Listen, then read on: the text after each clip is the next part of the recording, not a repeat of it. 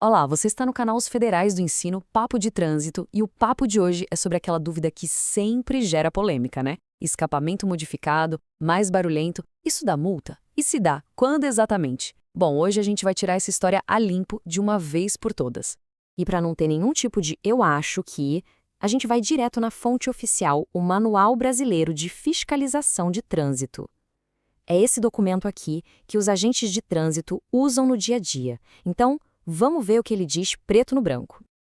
Então vamos lá. A principal infração que fala sobre isso é a de código 665-31. O nome dela é conduzir o veículo com descarga livre. Tá, mas o que exatamente significa descarga livre na prática? A base legal para isso tudo está lá no artigo 230, inciso 11 do nosso Código de Trânsito.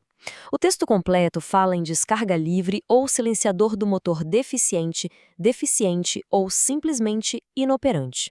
Primeiro, vamos traduzir esse termo técnico, dispositivo de controle de ruído. Parece complicado, mas nada mais é do que o nosso bom e velho silenciador, o abafador. É aquela peça feita especificamente para diminuir o barulho do motor. É a falta dela ou um problema sério nela que gera a infração. Então, em que situações a multa é praticamente certa? O manual deixa bem claro. Se o veículo está rodando completamente sem o silenciador, ou se numa moto a pessoa simplesmente arrancou a peça, ou ainda se instalou aquele cano reto direto, aí não tem conversa. É autuação na hora. Ok, mas vamos supor que a pessoa foi pega. E aí? Qual é o tamanho do problema? O que acontece com o veículo e com a habilitação? E olha, a consequência não é pequena. Primeiro, a infração é considerada grave. Isso já significa uma multa e 5 pontos na carteira. Mas atenção, a parte mais complicada é a medida administrativa, retenção do veículo. É isso mesmo, o veículo fica parado ali no local da abordagem até que o problema seja resolvido. E um detalhe que pega muita gente de surpresa, não importa quem está dirigindo, viu?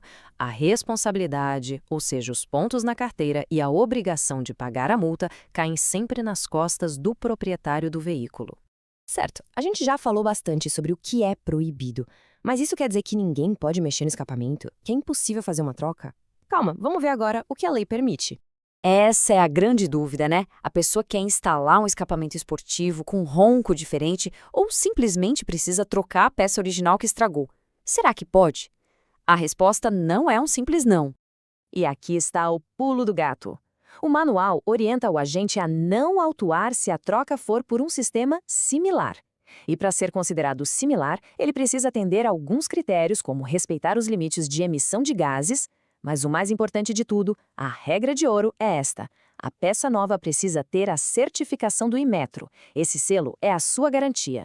E o manual ainda dá um destaque: essa regra do selo do Inmetro é especialmente rigorosa e fiscalizada em peças de reposição para motos, motonetas, ciclomotores, triciclos. Então, se você tem um desses veículos, atenção redobrada na hora de comprar um escapamento novo. Agora, muito cuidado aqui. É preciso entender que a legislação de trânsito é cheia de detalhes. Um problema no escapamento pode levar a diferentes tipos de multa, dependendo exatamente do que está errado. Olha só como funciona na prática. A infração que a gente está falando, a 665-31, é para quando não existe silenciador.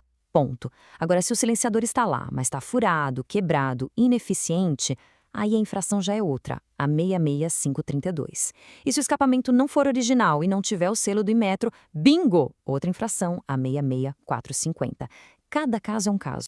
Ufa, é bastante informação, eu sei. Então, para facilitar a vida, vamos resumir tudo num checklist bem prático para ninguém mais ter dúvida. Vamos lá, é bem simples. Primeiro, seu veículo tem o silenciador instalado? Sim? Ótimo, primeiro passo concluído. Segundo, tá pensando em trocar? Tudo bem, desde que seja por um modelo similar ao original. Terceiro, e super importante, a peça nova tem o selo do Inmetro? E por fim, a regra de ouro. Nunca, jamais, em hipótese alguma, simplesmente arranque o silenciador. Se você seguir esses pontos, pode ficar tranquilo. E para a gente terminar, fica a reflexão. Depois de tudo isso que a gente conversou, você pode bater no peito e dizer que o seu carro ou a sua moto está 100% dentro da lei? Fica aí a pergunta. Vale a pena dar uma conferida. Federais do Ensino, um papo melhor para um mundo melhor. Produzido por J. Nascimento. Se você gostou desse conteúdo e ele te ajudou a entender melhor essa questão, não se esqueça de deixar o seu like e seguir as nossas redes sociais.